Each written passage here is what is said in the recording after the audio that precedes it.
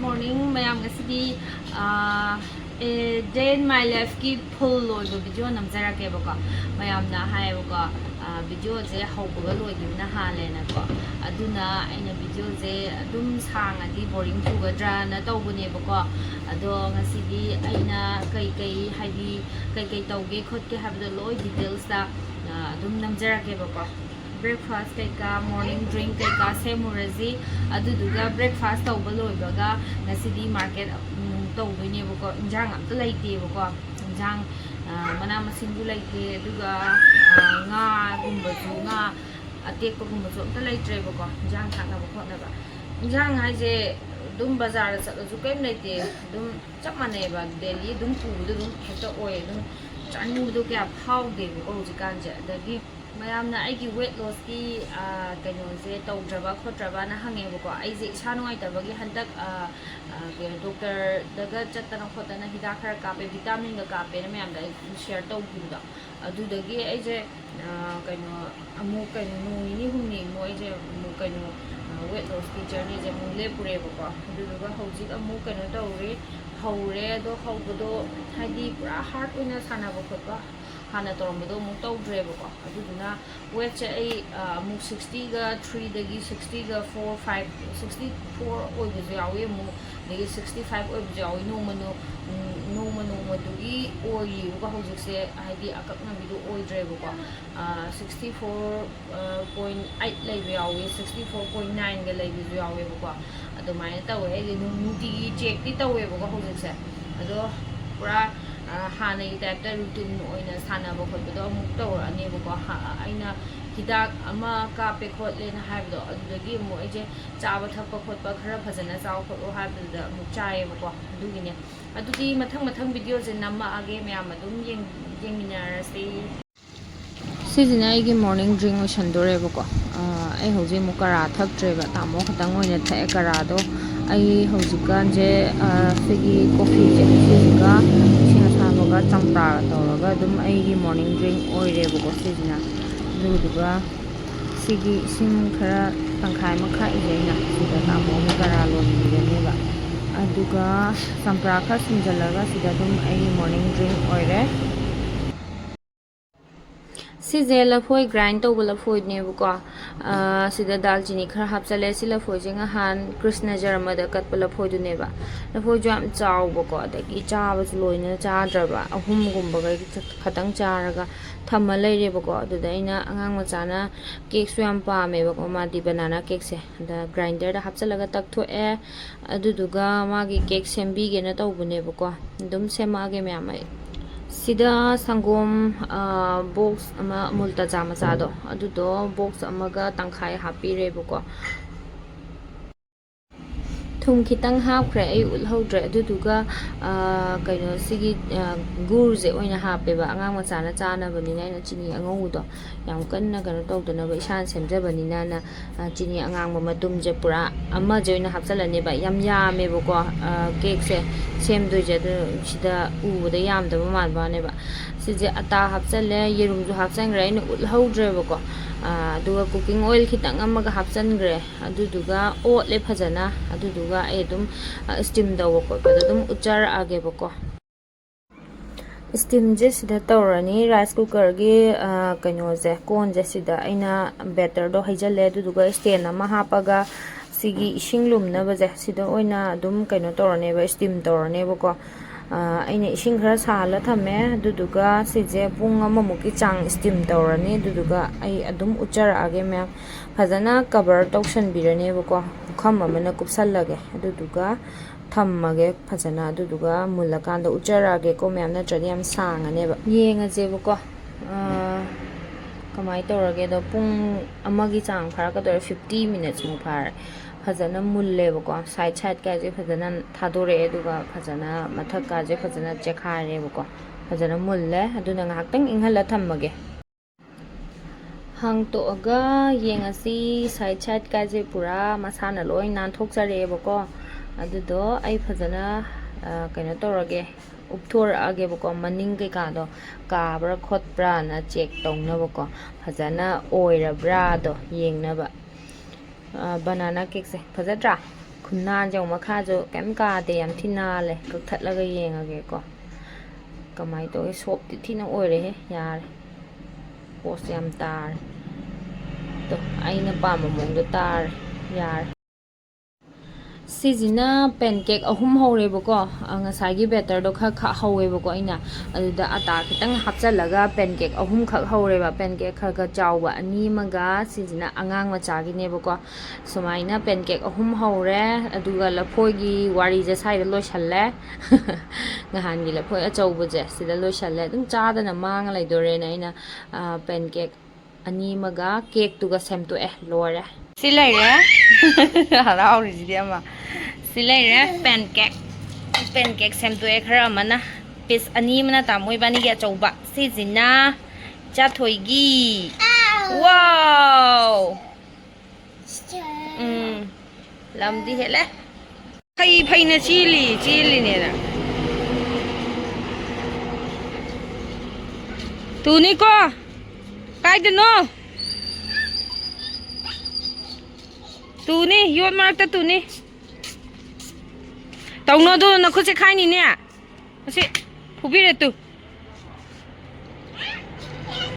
ꯅꯅꯥꯎ ꯃꯅꯥꯛꯇ ꯂꯩꯅꯤꯡꯉꯦꯅ ꯊꯤꯟꯗꯣꯛꯄ ꯊꯣꯛꯂꯛꯏꯅꯦ ꯃꯥ ꯏꯃꯨꯡꯗꯒꯤ ꯍꯦ ꯁꯤꯃꯦꯟ ꯄꯥꯏꯕ ꯌꯥꯗꯦ ꯅꯣ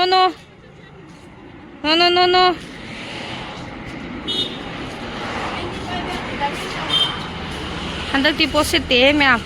ꯃꯤ ꯂꯣꯏ ꯁꯤꯠꯅꯗꯕ꯭ꯔꯥ ꯈꯪꯗꯦ ꯋꯥꯡꯖꯤꯡ ꯕꯖꯥꯔ ꯀꯣꯏꯔꯨꯁꯤ ꯂꯥꯛꯑꯣ ꯃꯌꯥꯝ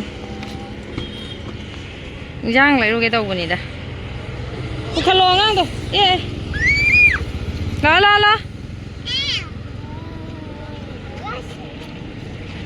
ꯃꯥ ꯀꯩ ꯅꯨꯡꯁꯥꯅꯣ ꯃꯄꯥꯟꯁꯦ ꯅꯨꯡꯁꯥ ꯈꯨꯁꯥ ꯑꯃꯅꯦ ꯅꯨꯡꯁꯥ ꯈꯨꯁꯥ ꯑꯃ ꯇꯧꯋꯤꯅꯕ ꯆꯥꯊꯣꯏꯁꯤ ꯂꯩꯔꯦ ꯇꯥꯃꯣꯗꯣ ꯑꯃꯨꯛ ꯄꯣꯠ ꯑꯣꯔꯗꯔ ꯂꯥꯛꯑꯦꯅ ꯔꯤꯁꯤꯞ ꯁꯦꯝꯕꯩ ꯑꯃꯨꯛ ꯆꯪꯈ꯭ꯔꯦ ꯃꯤꯠꯀꯥꯁꯦ ꯍꯥꯏ ꯇꯩꯔꯥ ꯑꯩ ꯏꯆꯥꯅ ꯂꯥꯡꯕꯒ ꯁꯦꯒꯥꯏꯒꯩ ꯂꯥꯎꯏꯅ ꯕꯖꯥꯔꯗ ꯏꯟꯖꯥꯡ ꯅꯥꯄꯤ ꯈꯔ ꯂꯩꯔꯨꯒꯦ ꯄꯣꯠ ꯆꯩ ꯑꯝꯇ ꯂꯩꯇ꯭ꯔꯦꯕꯀꯣ ꯏꯟꯖꯥꯡ ꯅꯥꯄꯤ ꯈꯔ ꯂꯩꯔꯨꯒꯦ ꯇꯧꯕ ꯋꯥꯡꯖꯤꯡ ꯕꯖꯥꯔ ꯌꯧꯔꯦ ꯂꯣꯏꯅ ꯁꯤꯗꯣꯛꯈꯤꯕꯩ ꯇꯧꯏ ꯃꯌꯥꯝꯁꯦ ꯉꯥ ꯌꯣꯟꯐꯝꯁꯤꯅ ꯑꯁꯣꯝ ꯑꯩ ꯏꯟꯖꯥꯡ ꯂꯩꯕ ꯑꯝꯇ ꯆꯪꯉꯨꯈꯤꯒꯦ ꯏꯟꯖꯥꯡ ꯌꯥꯝ ꯇꯥꯡ ꯂꯩꯔꯝꯃꯦꯅ ꯀꯩꯅꯣ ꯒꯥꯔꯤꯁꯦ ꯊꯧ ꯍꯧꯔꯛꯄꯗ ꯌꯧꯔꯦ ꯇꯧꯔꯤꯁꯤꯕꯣ ꯈꯨꯁꯥ ꯑꯃꯅꯤꯀꯣ ꯃꯌꯥꯝ ꯏꯟꯖꯥꯡ ꯂꯩꯕꯩ ꯉꯥꯏꯍꯥꯛꯇꯪ ꯀꯨꯝꯕꯗ ꯏꯟꯖꯥꯡꯁꯤꯗ ꯂꯩꯔꯦ ꯈꯥꯃꯦꯟ ꯑꯁꯤꯟꯕꯒꯁꯦ ꯂꯨꯄꯥ 100 ꯄꯤꯔꯝꯃꯦ ꯍꯥꯏꯕ 70 ꯄꯤꯕꯗ ꯂꯩꯕꯅꯤ ꯉꯔꯥꯡ ꯆꯥꯕ ꯂꯣꯏꯕꯀꯣ 70 ꯄꯤꯕꯒꯤꯗꯣ ꯅꯍꯥꯟ ꯀꯤꯂꯣ 2 ꯂꯩꯕꯅꯦꯕ ꯍꯞꯇꯥꯃꯨꯛꯇꯤ ꯐꯥꯔ ꯃꯥꯜꯂꯦ ꯂꯨꯄꯥ 100 ꯄꯤ ꯂꯩꯔꯝꯕ ꯋꯥꯅꯤ ꯉꯁꯤ ꯀꯤꯂꯣꯗ ꯈꯥꯃꯦꯟ ꯑꯁꯤꯟꯕ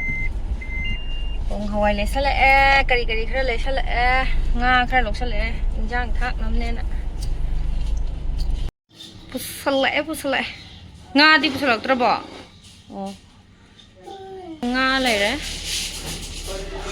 ꯉꯥ ꯀꯤꯂꯣ ꯑꯃꯒ ꯒ꯭ꯔꯥꯝ 1,950ꯂ 1,800ꯂ ꯀꯌꯥꯅꯣꯝ ꯇꯥꯒꯤꯕꯅꯦ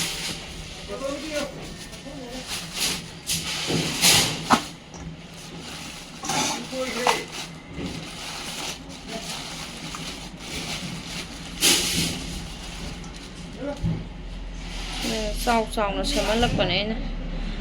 ꯇꯥꯎꯔꯒ ꯈꯔ ꯍꯥꯏꯗꯤ ꯏꯟꯖꯥꯡ ꯊꯥꯛꯅꯕ ꯈꯔ ꯊꯝꯒꯦꯅꯀꯣ ꯁꯤꯗ ꯂꯩꯔꯦ ꯄꯣꯠ ꯆꯩ ꯑꯩꯅ ꯂꯧꯔꯛꯄꯗꯨꯅ ꯄꯣꯠ ꯍꯥꯞꯄꯤ ꯀꯟꯅ ꯂꯥꯡꯉꯤ ꯀꯟꯅ ꯁꯤ ꯃꯔꯣꯏꯁꯤꯅ ꯍꯥꯄꯛꯄꯅꯦ ꯃꯥꯅ ꯑꯩꯒ ꯑꯗꯨꯝ ꯄꯣꯠ ꯂꯩꯅꯕ ꯅꯨꯄꯤꯅꯦꯕꯀꯣ ꯄꯨꯡ ꯍꯋꯥꯏ 3 ꯄꯨꯟꯕ ꯑꯃ ꯂꯧꯔꯛꯑꯦ ꯑꯗꯒꯤ ꯊꯥꯡꯖꯤꯡ ꯂꯧꯔꯛꯑꯦ ꯕꯣꯔꯤ ꯂꯧꯔꯛꯑꯦ ꯁꯦꯕꯣꯠ ꯂꯧꯔꯛꯑꯦ ꯈꯥꯃꯦꯟ ꯑꯁꯤꯟꯕ ꯂꯧꯔꯛꯑꯦ ꯎ ꯃꯣꯔꯣꯛꯁꯨ ꯌꯥꯎꯈꯤꯕꯅꯤ ꯁꯤꯒꯤ ꯂꯧꯔꯛꯑꯦ ꯏꯀꯥꯏꯊꯕꯤꯒ ꯁꯤꯃ ꯇꯥꯎꯔꯒꯦ ꯏꯀꯥꯏꯊꯕꯤꯒ ꯊꯥꯡꯖꯤꯡꯒ ꯑꯃ ꯁꯤꯡꯖꯨ ꯁꯨꯔꯒꯦ ꯄꯨꯡ ꯍꯋꯥꯏ ꯀꯥꯡꯁꯣꯏ ꯑꯃ ꯊꯣꯡꯖꯜꯂꯒꯦ ꯁꯤꯅꯤ ꯃꯌꯥꯝ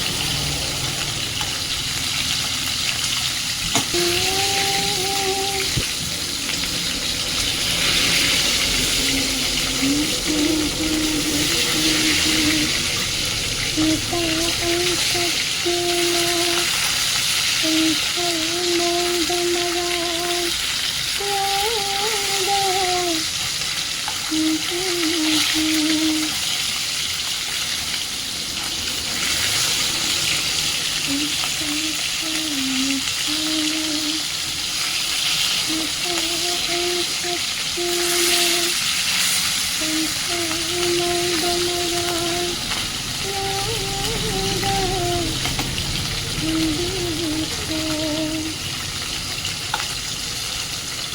猪的猪呢，泡干个苗个买点上。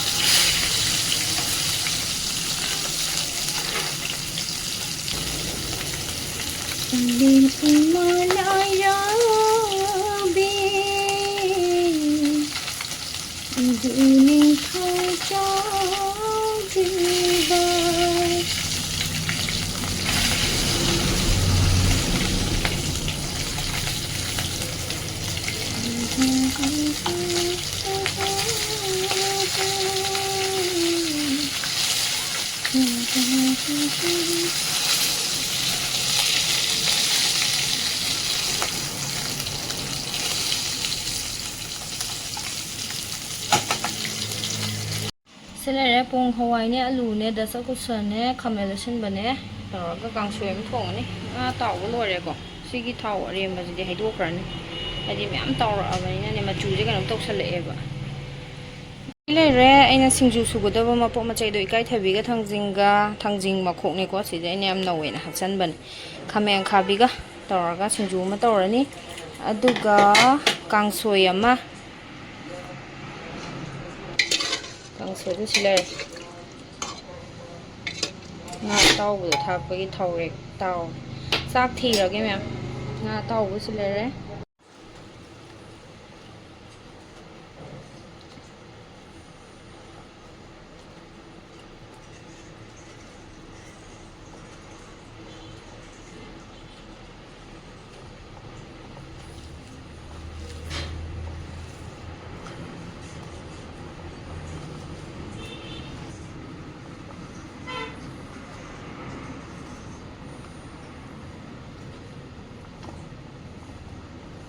kangsoi thongba silere singju silere chak cha na bu tawrage myam jang hau khara tangge chak silere igi injang khara hapchalage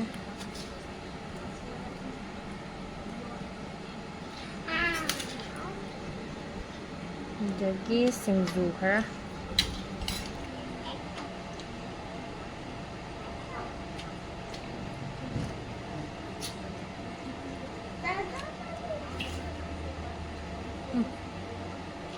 kangsoi yam hau ni hau bra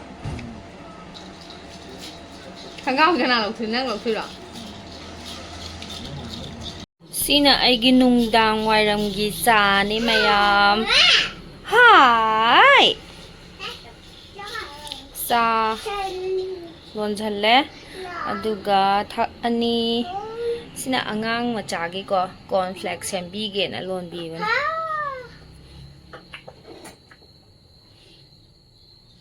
Tamo ibani gi chas lere angang gi strawberry gi cornflakes ama sembirani sida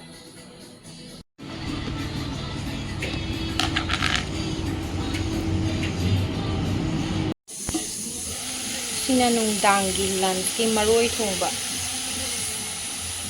maroi ga bori ga sina horen sai je ina badam do leba wa je